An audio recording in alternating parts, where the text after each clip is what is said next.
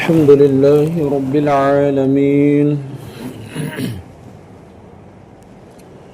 والصلاة والسلام على سيد الأنبياء والمرسلين أما بعد فأعوذ بالله من الشيطان الرجيم بسم الله الرحمن الرحيم وقلنا يا آدم اسكن أنت وزوجك الجنة وكلا منها رغدا حيث شئتما ولا تقربا هذه الشجرة فتكونا من الظالمين فأزلهما الشيطان عنها فأخرجهما مما كانا فيه وقلنا اهبطوا بعضكم لبعض عدو وَلَكُمْ فِي الْأَرْضِ مُسْتَقَرٌّ وَمَتَاعٌ إِلَى حِينٍ صدق اللہ العظیم۔ آئیے درود و سلام پڑھ لیتے ہیں۔ الصلاۃ والسلام علیک یا رسول اللہ وعلى آلك وأصحابك يا حبيب الله الصلاة والسلام عليك يا نبي الله وعلى آلك وأصحابك يا نور الله نويت سنة الاعتكاف۔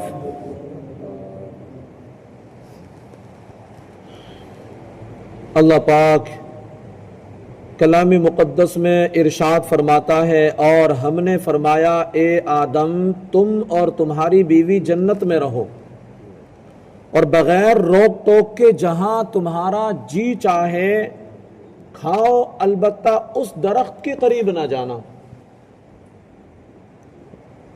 ورنہ حد سے بڑھنے والوں میں شامل ہو جاؤ گے۔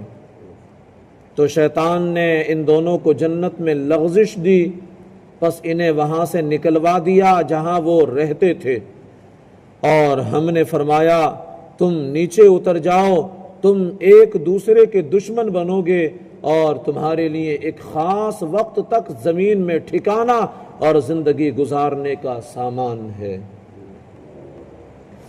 یہاں سے حضرت سیدنا آدم علیہ السلام اور ابلیس کا واقعہ بیان کیا گیا ہے، اور اس کا خلاصہ یہاں ذکر کیا جاتا ہے۔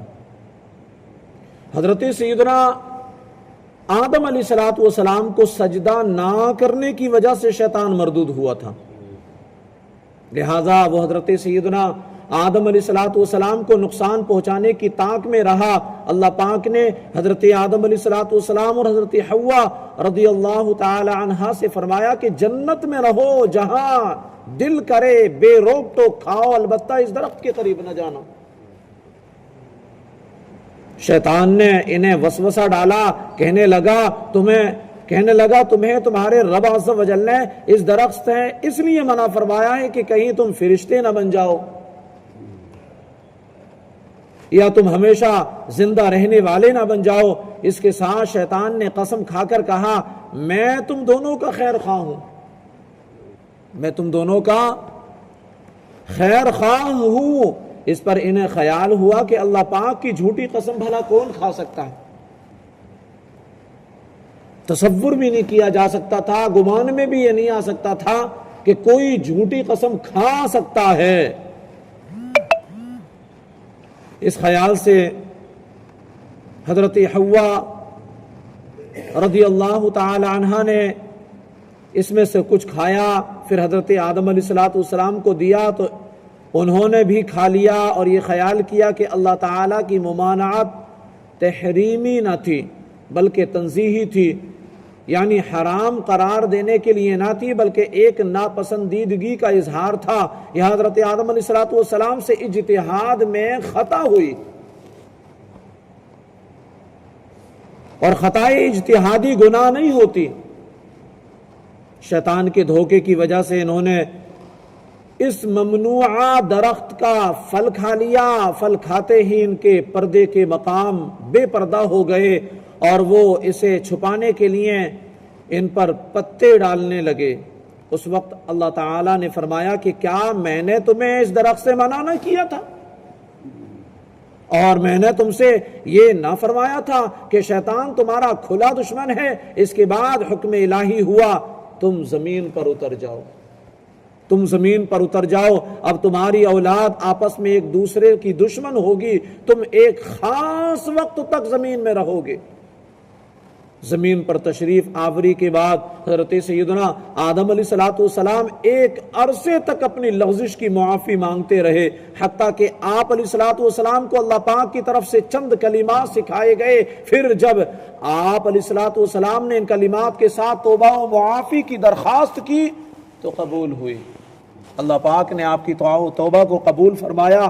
یہاں ایک اہم مسئلہ یاد رکھنا چاہیے، کیونکہ آج کل بے باکی کا دورہ ہے، جس کا جو جی چاہتا ہے بول دیتا ہے، یہاں تک کہ مذہبی معاملات میں اور اہم عقائد میں بھی زبان کی بے احتیاطیاں شمار سے باہر ہیں۔ نہیں، یہاں احتیاطیں کی جاتی ہیں، بول پڑتے ہیں بندے جو ان کے منہ میں آتا ہے۔ اس میں سب سے زیادہ بے باکی جس مسئلے میں دیکھنے میں آتی ہے وہ حضرت سیدنا آدم علیہ السلام کا جنتی ممنوعہ درخت سے پھل کھانا ہے۔ اعلی حضرت امام عشق و محبت مجدد دین و ملت مولانا شاہ امام احمد رضا خان رحمۃ اللہ علیہ فرماتے ہیں، غیر تلاوت میں اپنی طرف سے حضرت آدم علیہ السلام کی طرف نافرمانی و گناہ کی نسبت حرام ہے۔ کوئی کہے کہ حضرت آدم علیہ السلام نے گناہ کیا، اللہ پاک نے پھل کھانے کے لیے منع کیا تھا، آپ نے گناہ کیا، تو یہ حرام اشد حرام اور جہنم میں لے جانے والا کام ہے۔ ہم ہوتے کون ہیں ایسے جملے بولنے والے؟ ہمیں کس نے اجازت دی کہ تم ایسے جملے، ایسی بے باکی کے ساتھ میں ایسے جملے بولنا شروع کرو؟ ائمہ دین نے اس کی تصریح فرمائی، بلکہ ایک جماعت علماء نے اسے کفر بتایا ہے کہ جو ایسے جملے بولتا ہے کہ آدم علیہ السلام نے اللہ پاک کی نافرمانی کی، گناہ کیا، تو وہ کفر میں داخل ہو جاتا ہے، ایمان سے ہاتھ دھو بیٹھتا ہے۔ لہذا اپنے ایمان اور قبر و آخرت پر ترس کھائیے، ان معاملات میں خاص طور پر اپنی زبان پر قابو رکھیے۔ وَلَا تَقْرَبَا وَلَا تَقْرَبَا، اور قریب نہ جانا۔ آیت میں اصل ممانعت درخت کا پھل کھانے کی ہے، لیکن اس کے لیے فرمایا کہ قریب نہ جانا۔ اس کے لیے کیا فرمایا؟ قریب نہ جانا۔ اس طرز خطاب سے علماء نے یہ مسئلہ نکالا ہے کہ اصل فعل کے ارتکاب سے بچانے کے لیے اس کے قریب نہ جانے سے بھی روکنا چاہیے۔ جیسے بچے کے سیڑھیوں سے گرنے کا اندیشہ ہوتا ہے تو اسے صرف سیڑھیوں پر کھڑا ہونے سے منع نہیں کرتے، بلکہ سیڑھیوں کے قریب بھی جانے سے روک دیتے ہیں، نہ جاؤ اس کے قریب۔ ظاہر سی بات ہے، نظر بچی گھٹنا گھٹی، یوں معاملات ہو جاتے ہیں، ہے نا؟ تو ماں ہو یا باپ یا گھر کے دیگر افراد جو شعور رکھتے ہیں، جو عقل رکھتے ہیں، وہ بچے کو سیڑھیوں تک بھی نہیں جانے دیتے۔ اسی طرح بیسیوں کاموں میں علماء کرام اسی اندیشے سے منع فرماتے ہیں کہ کوئی فعل بذات خود منع نہیں ہوتا، لیکن اگر لوگ اس کے قریب جائیں گے تو ممنوع کا یعنی منع کا ارتکاب کر بیٹھیں گے۔ جیسے عورتوں کو قبرستان جانے سے منع کرنے میں یہی حکمت ہے۔ اسی سے پیر اور مشائخ کے فعل کا استدلال ہو سکتا ہے کہ وہ مریدوں کی تربیت کے لیے بعض اوقات کسی جائز کام سے بھی روک دیتے ہیں، کیونکہ وہ جائز کام کسی برائی تک پہنچنے کا ذریعہ بن جاتا۔ فَتَكُونَ مِنَ الظَّالِمِينَ، ورنہ تم زیادتی کرنے والوں سے ہو جاؤ گے۔ ظلم کا معنی ہے کسی شے کو اس کے اپنی جگہ کے علاوہ کسی اور جگہ رکھنا، اور یہاں آیت میں ظلم خلاف اولا کے معنی میں ہے، یاد رہے کہ انبیاء علیہ الصلوۃ والسلام کو ظالم کہنا گستاخی اور توہین ہے، اور جو انبیاء علیہ الصلوۃ والسلام کو ظالم کہے وہ مسلمان تو نہیں ہو سکتا، وہ ایمان والا تو نہیں ہو سکتا، وہ کلمہ گو تو نہیں ہو سکتا، وہ کافر ہے، وہ کھلم کھلا کافر ہے۔ اللہ تعالی مالک اور مولا ہے، وہ اپنے مقبول بندوں کے بارے میں جو چاہے فرمائے، کسی دوسرے کی کیا مجال کہ وہ انبیاء علیہ الصلوۃ والسلام سے متعلق کوئی خلاف ادب کلمہ زبان پر لائے اور اللہ تعالیٰ اس طرح کے خطابات کو اپنے جرت و بے باکی کی دلیل بنائے۔ اللہ تعالیٰ نے ایسے کہا، ہم بھی ایسے کہیں گے، وغیرہ وغیرہ۔ اس بات کو یوں سمجھے کہ بادشاہ کے ماں باپ بادشاہ کو ڈانٹیں اور یہ دیکھ کر شاہی محل کا جمیندار بھی بادشاہ کو انہی الفاظ میں ڈانٹنے لگے تو اس احمق کا کیا انجام ہوگا؟ ہمیں تو انبیاء علیہ الصلوۃ والسلام اور محبوبان خدا کی تعظیم و توقیر اور ادب و اطاعت کا حکم دیا گیا ہے، اور ہم پر یہی لازم ہے کہ ہم ان کا ادب کرتے رہیں، ہم ان کی تعظیم کرتے رہیں، اسی میں ہماری بھلائی ہے۔ یہ بھی یاد رہے کہ انبیاء علیہ الصلوۃ والسلام معصوم ہوتے ہیں اور ان سے کوئی گناہ سرزد نہیں ہوتا۔ ان کے معصوم ہونے پر 20 دلائل ہیں، یہاں پر صرف 3 دلائل یہاں ذکر کیے جاتے ہیں۔ پہلا یہ کہ انبیاء علیہ الصلوۃ والسلام کے چنے ہوئے اور مخلص بندے ہیں اللہ تعالیٰ کے، جیسا کہ اللہ تعالیٰ نے حضرت ابراہیم علیہ السلام، حضرت اسحاق علیہ السلام اور حضرت یعقوب علیہ الصلوۃ والسلام کے بارے میں واضح طور پر ارشاد فرمایا، انا اخلصناہم بخالصۃ ذکر الدار، فرمایا بے شک ہم نے انہیں ایک کھری بات سے چن لیا، وہ اس آخرت کے گھر کی یاد ہے۔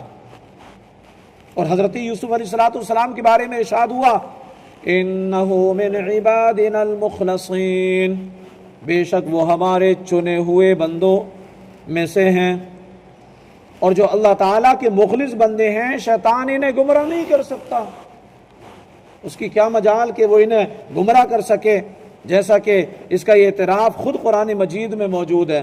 اللہ فرماتا ہے، قال فبعزتك لأغوينهم أجمعين إلا عبادك منهم المخلصين، اس نے کہا تیری عزت کی قسم ضرور میں ان سب کو گمراہ کر دوں گا مگر جو ان میں تیرے چنے ہوئے بندے ہیں۔ شیطان بھی اس چیز سے عاری ہے، عاجز ہے، وہ بھی کہہ رہا ہے کہ میں سب کو گناہ کر دوں، میں سب کو گمراہ کر دوں گا، لیکن جو تیرے چنے ہوئے بندے ہیں میں ان پر عاجز ہوں، ان کو میں گمراہ نہیں کر سکتا۔ ہمیں ہمیشہ ایمان کی سلامتی کی دعا کرتے رہنا چاہیے اور ان اللہ والوں کا صدقہ دے کر کے دعا مانگتے رہنا چاہیے، مولا ہمیں ایمان کی حلاوت نصیب فرما اور ایمان کی ہمارے حفاظت نصیب فرما، آمین بجاہ النبی الامین صلی اللہ علیہ وسلم۔ الحمدللہ رب العالمین والصلاة والسلام علی سید الانبیاء والمرسلین۔ یا رب مصطفیٰ رسول کریم صلی اللہ علیہ وسلم کے واسطے ہمارے والدین کی، ہمارے استاد و پیر کی اور ساری امت مسلمہ کی مغفرت فرما دے۔ اے اللہ درس کی غلطیاں اور سب گناہ معاف کر دے، ہمیں عاشق رسول پرہیزگار بنا، ماں باپ کا فرما بردار بنا۔ اے اللہ کلام مقدس کی تلاوت کرنے، اسے سمجھنے، اس کے احکامات کے مطابق زندگی گزارنے والا بنا دے۔ اے اللہ ہم سب کو قرآن کے فیضان سے مالا مال فرما، اس کی پوری برکتیں اور ہدایتیں عطا فرما۔ اے اللہ ہمارا اس حلقے میں بیٹھنا اپنی بارگاہ میں قبول فرما، اس حلقے میں بیٹھنے کی برکت سے مولا ہماری آزمائشیں، دکھ درد دور فرما دے۔ اے اللہ رزق میں برکتیں دے دے، گھروں میں رحمتوں کے نزول فرما دے۔ اے اللہ ہماری ان دعاؤں پر اپنے محبوب کریم رؤوف الرحیم صلی اللہ علیہ وسلم کے صدقے طفیل رحمت کی نظر فرما دے۔ سبحان ربک رب العزت عما یصفون وسلام علی المرسلین والحمد للہ رب العالمین، لا الہ الا اللہ محمد رسول اللہ صلی اللہ علیہ وسلم۔ مصطفیٰ جان رحمت پہلا کھو سلام شمع بز میں ہدایات پہلا کھو سلام شہر یار ایرم تاجدار حرم لو بہار شفاعت پہلا کھو سلام ڈال دی قلبوں میں عظمت مصطفیٰ سیدی اعلی حضرت پہلا کاش محشر میں جب ان کی آمد ہو اور بھیجے سب ان کی شوکات پہلا کھو سلام مجھ سے خدمات کے قدسی کہیں ہر رضا مصطفیٰ جان رحمت پہلا کھو سلام شمع بز میں ہدایات پہلا کھو سلام